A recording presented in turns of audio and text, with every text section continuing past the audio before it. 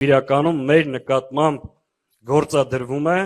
դենացիոնալիզացիայի ծրագիր։ Դենացիոնալիզացիան կամ էթնիկ ինքնության ոչնչացումը ներառում է մի շարք գործողություններ, որոնք ուղղված են որևէ ազգի կամ էթնիկ խմբի ազգային ինքնության, մշակույթի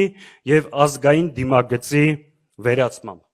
Դենացիոնալիզացիան կարող է իրականացվել տարբեր ձևերով։ Լեզվի եւ կրթական համակարգի փոփոխությամբ, մշակութային ժառանգության ոչնչացմամբ կամ յուրացմամբ, պատմական փաստերի կեղծումով, բնակության բռնի տեղահանումով կամ ձուլման քաղաքականության գործադրմամբ, ազգային արժեքների ավանդույթների նսեմացմամբ կամ արգելելով։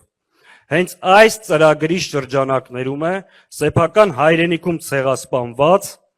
ժողովուրդը ներկայացվում որպես ագրեսոր, իսկ ցեղասպանը որպես խաղաղարար։ Այս շղթայի մաս են կազմում անկախության հռչակագրի նկատմամբ ոտնձգությունները եւ հարձակումները հայկական բանակի վրա։ Այս երևույթի դրսևորումներն են պետական խորհրդանիշերի, զինանշանի եւ օրդներգի դեմ հարձակումները, դրանք փոփոխելու առաջին հայացքից անտրամաբանական ցանկությունները, բայց խորքում հայկականության դեմ պայքարը։ Այս գործընթացի դրսևորումն է նաև իշխանության կողմից դաշտ նետվող իրական թե պատմական Հայաստան, Արագած թե Արարատ արհեստական քննարկումները։